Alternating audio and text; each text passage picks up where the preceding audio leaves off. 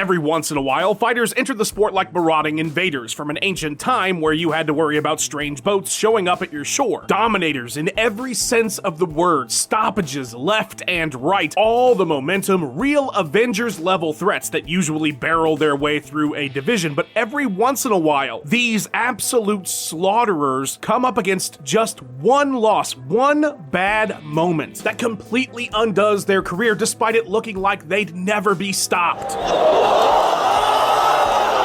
And today we're going to talk about them. I'm Tommy from MMA On Point, and these are 10 MMA destroyers pacified with a single loss. Number 10, violent delights. There's this barrier that fighters and fans put around mixed martial arts that a lot of times dulls the effects of the violence itself. It's a sport, it's agreed upon, there are safety precautions taken, but at the end of the day, it's still two people hurting each other, and that fact isn't lost on everybody, and it wasn't lost on Jalin Turner. Going into his fight with Renato Moicano, Turner seemingly had everything you could want from this sport. He was just 28 years old, in the top 10 at lightweight, all 7 of his UFC victories were finishes, he was kicking ass and on his way to the top. But a few key moments would take place in 2023 that really changed Jalin's whole perspective on the sport. One of them was the aftermath of his bout with Dan Hooker. That fight taught me a lot about myself, you know. I fought some tough fools. I didn't think he was gonna be that tough. The 100 significant strikes Turner landed in that loss did serious damage to Hooker, who would be transported after the fight. I was like, dude, like I just took time away from this man, spending time with his family. You know, he had to get surgery. Like it weighed heavy on me. It would weigh a lot on me. Next, Jalin would brutally finish Bobby Green, a stoppage that was long overdue by the referee. One of the worst I've ever seen. And another that made Turner start to wonder about what it is he was even doing in the sport. You know, after I watched it, I was like, dang, that was pretty bad. Like I said it in interviews, like I didn't want to fight Bobby. We're from the same area, you know, I show him a lot of respect. It plays with the mental a lot. And then came that Moicano fight. Near the end of the first round, Turner would score a huge knockdown, but to the surprise of everyone, not follow up. He would walk away. And he was walking off, which is very interesting that he did that. Like I didn't want to hit him. I don't know what it was, my conscience is turned on. Renato would score a TKO victory that very next round, and the whole fight, along with his hesitancy after the Green and Hooker bouts, had him contemplating retirement well before his next bout. I would have been okay calling it a career then. After nearly a year away and uncertainty about whether he even wanted to do this anymore, Turner would lose to Ignacio Bahamendez in half a round and retire from the sport immediately afterwards. A move that shocked fans, of course, but once you know the story and what was happening after that Moicano fight, it seemed inevitable. Number 9, gone fishing. When you think about all the qualities that make for a top fighter, dude, Gregor Gillespie had every bit of it. D1 national champion wrestler, a real finishing instinct on the ground and on the feet. Going into the UFC, he'd stopped 6 of his 7 opponents.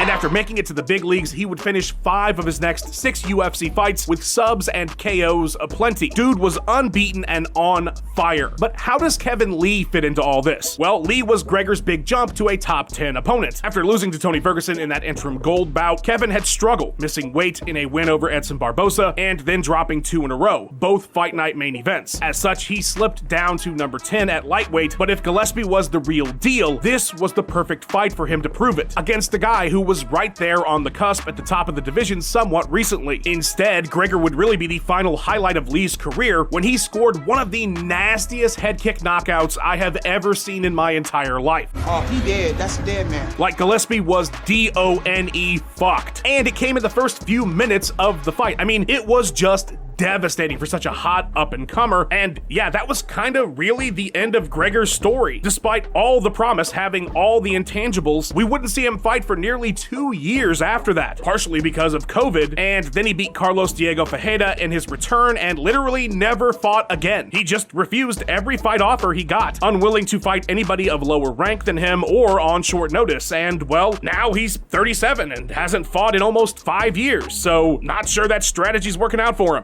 Number 8, the truth hurts. People completely forget that Brandon Vera was absolutely destroying the heavyweight division when he first got to the UFC, and he got there fast. After just 4 pro bouts, 2 of which came via a single night WEC tournament, the unbeaten Vera won his debut easily and called out Chuck Liddell for some reason. What? 2 wins later, including a first round KO of title contender Justin Eilers, Vera was up against former champ Frank Mir, who he destroyed in 69 seconds, earning him a title fight.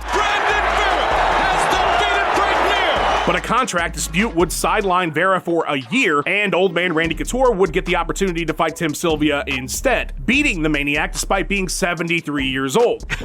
I mean, he's so old. Once Brandon got back, the UFC threw him into Sylvia's comeback fight after dropping the strap instead of giving him his shot at gold. That'll teach you to want more money. Going out there and putting it on the line and trying to knock this little kid out. And it just went terribly. Tim smothered Vera for most of the fight, and in the third was just piecing him up. After a controversial stoppage in his next loss to Fabricio Verdum, Brandon, who was always small for the division, moved down to 205. But his best win there would be Krzysztof Shoshinsky, and his run of losses to Couture, who was now 94. He could end up the oldest man alive.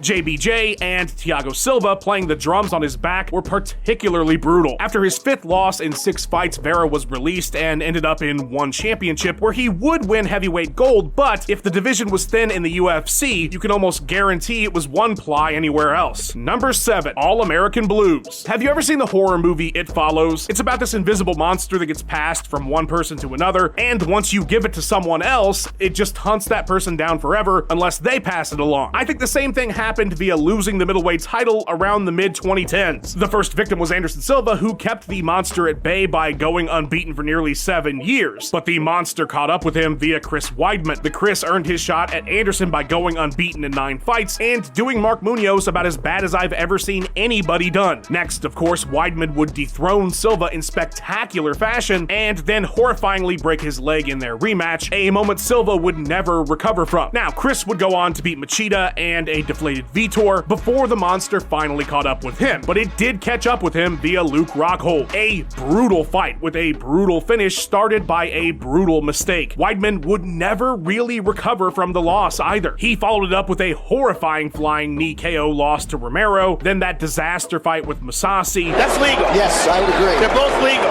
The fight should be over. The fight should be stopped.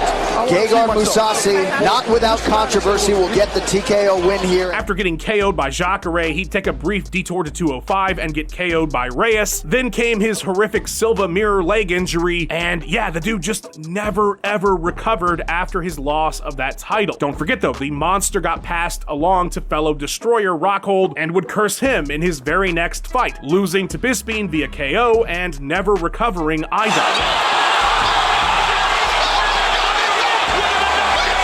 Luckily, after Mike lost to GSP, St. Pierre retired the only real way to kill the monster. The guy's a hero. Number 6, Hype Train Head-On Collision. A single year in this sport can take you from obscurity to superstardom. Jorge Masvidal's 2019, Cody Garbrandt's 2016, BJ Penn's 2001. Thomas Almeida was having that kind of run in his first year in the UFC, debuting at 17-0 with 17 finishes, 15 of those in the first round. Almeida kicked things off with a fight of the night victory followed by 3 KO finishes that all earned him performance bonuses, pushing him to 21-0, a streak that The Undertaker would be proud of, and one that had everybody so damn hyped about this dude. In a year, he went from largely unknown, unless you were a hardcore, to one of the hottest prospects in the entire sport. Thomas Almeida, the volume that he has, the variation of attacks that he has, the things that he can do nonstop from all angles with relentless pressure. This lined him up with another undefeated guy who was white hot, Cody Garbrandt. This was a fight night headlining bout. Cody wasn't even ranked and Thomas was outside the top 5. That is how much hype there was for this one. But it did not last long. 2 minutes and 53 seconds in, Almeida was lying on the canvas and Cody was headed towards an eventual title victory later that year. Undefeated no more. Cody goes to 9-0. As for Thomas after that, while he'd bounce back with another performance bonus earning finish immediately after, he'd never have a significant win again, losing 4 straight in the UFC. His farewell, a KO loss to Sugar Sean O'Rainbow. He actually fought again in April though, believe it or not, a UD victory over Taylor Moore at Art of Scrap 10 in Fort Wayne, Indiana. Thomas Almeida! Number 5. No love lost. Who else could go after Thomas Almeida on this list than the destroyer who destroyed him? Yes, Cody Garbrandt's victory over Almeida was the second fight in his incredible 2016 that would end up seeing him go from unranked to bantamweight champion in just 4 fights. 9 finishes in his 10-0 career skyrocketed No Love to contention with the GOAT Dominic Cruz, an all-time performance and victory that would seal Cody's place in history. And it's a good thing he did it when he did, because oh man, things wouldn't be super great after that. This shit's about to get real sad. Following the title win, Garbrandt would get a chance to defend his gym's honor against the coward traitor snake TJ Dillashaw. The buildup was intense, and the blow-off even more so. Despite nearly getting a finish in the first round, Cody would get decimated in the second and finished violently.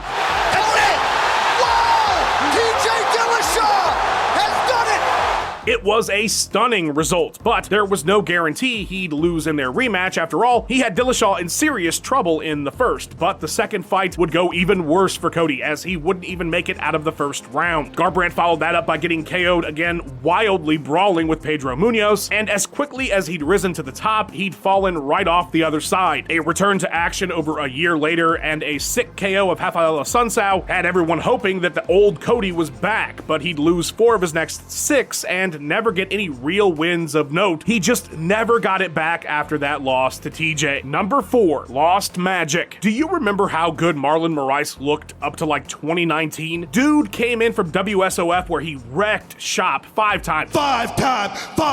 5-time defending bantamweight champion with 7 finishes in the promotion, and mind you, this is at 135. The dude was a hitter. Comes to the UFC, gets robbed by the judges in his debut against Rafael Assunção, then goes on a nasty 4-fight run. John Dodson, Aljamain Sterling, Jimmy Rivera, revenge against Assunção, 3 finishes back-to-back, all performance bonus winners, all in the first round. All he has done is win. Knockout of the year contenders. He is knocking on that title shot door. The dude was a bantamweight wrecking ball, and it didn't look like anything was going to stop him. After EPO CEO Dillashaw had to vacate his gold, the Magic Man was lined up with Triple C to crown a new divisional champion, but of course they don't call him Triple C for no reason. In fact, this is the fight that earned him the nickname. Moraes looked fantastic through a round and a half, but would get absolutely destroyed over the next 7.5 minutes or so until he lost via TKO late in the third. Second back, Henry Cejudo is the UFC Bantamweight Champion! Henry Cejudo did it! Despite the loss, there was every reason to think that Marlon would bounce back, but man oh man did he not. Despite a decision win over Jose Aldo that fans were pretty split on the judging, the rest of Moraes' entire career would be a disaster. So, that just chopped his leg off, and that's it. 7 straight losses, all knockouts. Holy yikes balls. 4 of those would come in the UFC, the rest in the PFL, before he would retire and become a cop. Moraes was scheduled to come back to the sport in the GFL, but luckily they never really existed in the first place. Number 3, the Baron of Nothing now. Renan Barao would lose via decision in his professional debut and would not see defeat again for 3,327 days. That is 9 years and some change. In that time, he would win 32 fights and finish 22 of those victories. His run encompassed a 9-fight win streak in the WEC UFC that saw him earn interim gold, defend it, get promoted to undisputed gold, and defend that as well. Say what you will about Dominic Cruz, and I have and will continue to do so, but the absolute vice grip that Barao had on 135 cannot be understated. He really looked like he was going to be the greatest of all time. He was one of those fighters that you watched and just thought, I really don't know how anybody is going to beat this guy. And let me tell you, not a damn soul thought it would be TJ Dillashaw. How old are you? I'm old. You're not old! who got thrown into a title challenge because they needed a body, essentially. But he would proceed to beat the ever-living brakes off that man in a 5-round pummeling that ended with a flourish of a head kick to cap off what was essentially a perfect performance by young Tyler. Now, you would think that a single loss in nearly a decade would be something that someone that dominant could brush off, but brush off Barao could not. The rest of his career would be an unmitigated disaster. He botched his immediate rematch via weight cut hospitalization and got roasted by Rogan for it. This is very disappointing and very embarrassing, not just for you, but for the UFC. Turned around and subbed Mitch Gannon to get a second chance at Dillashaw, who would beat him even worse than the first time, and from there proceed to lose 7 of his last 8 career bouts. Having 2 missed weight issues along the way, the drop-off from his peak was staggering, and he just never recovered once Dillashaw opened the floodgates. Number 2, till the last. Hype can really blind us into thinking that we're pushing someone to greatness when in fact we're pushing them off a cliff, and that is exactly what happened to the career of Darren Till. We so badly wanted a new Conor, and it really looked like this dude was it. Straight out of Liverpool, Till entered the UFC unbeaten with 11 finishes in 13 fights, and after just 4 bouts, headlined his own fight night card where he destroyed Donald Cerrone and looked every bit the next big thing. He followed that up with a massive show in Liverpool where he really did look like the second coming of Conor. The atmosphere was insane, and he scored a main event UD over perennial contender Stephen Thompson. Now, was Till ready for gold? It certainly felt like it at the time, and Dana certainly seemed to think so, because the moment Colby Covington had to pass on a September date against welterweight champion Tyron Woodley, the spot was given to Darren, and it could not have been more of a disaster.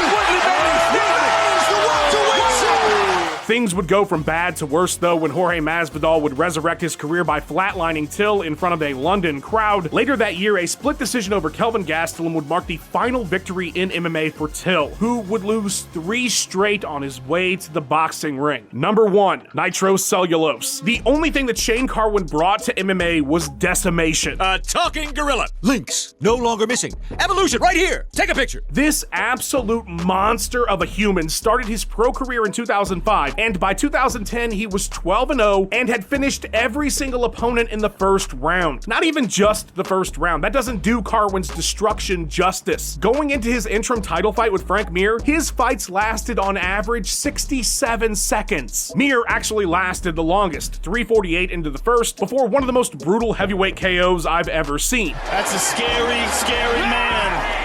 That was the man that was headed for Brock Lesnar's world, and good God, that fight could not have been any bigger. I mean, it felt like the biggest fight in the world. Carwin felt like the biggest threat. This is the biggest fight in the history of the heavyweight division. And in that first round, just as he'd done 12 times before, Shane would batter Lesnar to the ground and land essentially 60 unanswered punches, with Brock somehow surviving the barrage. Carwin's entire tank was empty, and he'd completely crumble in the second, cementing Lesnar's legacy in an all-time great comeback. Brock Lesnar has done it! Welcome back, Brock.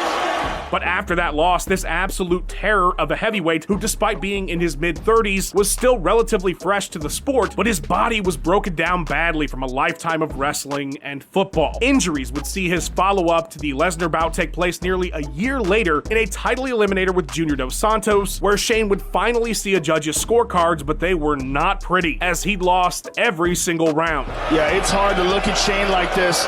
And that was the end of this beast. Injuries would keep him sidelined permanently, despite several attempts at a comeback. One of the scariest and most dominant heavyweights we've ever seen never fought again. But you know who's still fighting every single day? The editor of this video, Max Randall. Please show him all the love on his socials and go check out his awesome YouTube channel. A massive thank you to our channel members. Your support means everything, guys. If you want to become a member, hit the join button and get yourself some exclusive content. Like and subscribe. If I made you laugh at least once today, leave a comment about which of these destroyers just falling apart shocked you the most. And thank you so much for watching. Have a wonderful day, guys.